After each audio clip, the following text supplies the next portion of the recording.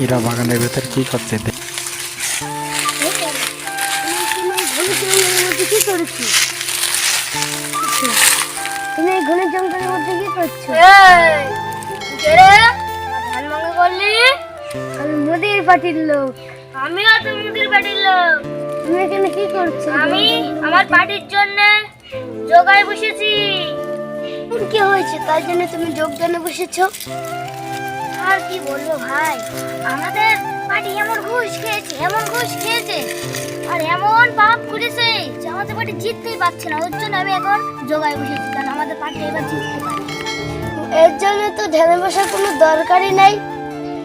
আমার শুনছি নাকি আমাদের একটা মেশিন বানিয়েছে, যা ভোট দেয় নাকি আমাদের কাছেই চলে আসে। আমাদের তো মেশিন আছে, তো মমতা তো চেকিং করছে, মানে এইবার আর আমাদের জিতা হলো না। ইস,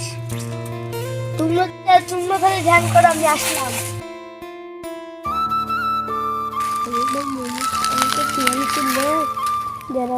কথা বলি বের করে নিলাম, তোর ধ্যান করে।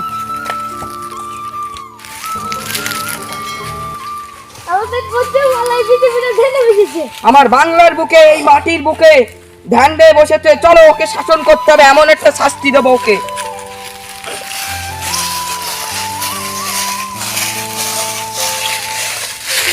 এমন একটা শাস্তি দেবো, নিয়ে আস চটির মালা, নিয়ে আস। চটির মালা পরিয়ে সারা পশ্চিম বাংলা ঘুরবো, নিয়ে আস। যা রই যা, তুই বড় পাপ করেছিস, তুই মোদি ভোট দিয়ে বড় পাপ করেছিস। ওকে আজকে চটির মালা পরিয়ে শাস্তি দেওয়া হবে, এই পশ্চিম বাংলা ঘুরানো হবে তোকে। আমি কি করেছি? তুই অনেক অপরাধ করেছিস, যা চটির মালা নিয়ে রোহিত, বড় শাস্তি করেছিস।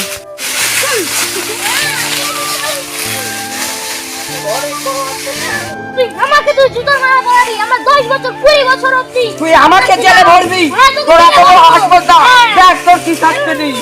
তুই পয়লা তো কালকে তোকে থানায় না তুলে নিয়ে গেছি। তুই আমাকে ছেড়ে দে, তোকে তুলে নিয়ে যাব। তোকে কেটে ঝাল লবণ দিয়ে মেখে খাবো। তোকে তুলে নিয়ে যাব। আমার বাংলার বুকে আসা, তোকে আমি ভিডিও করতে দেখাবো।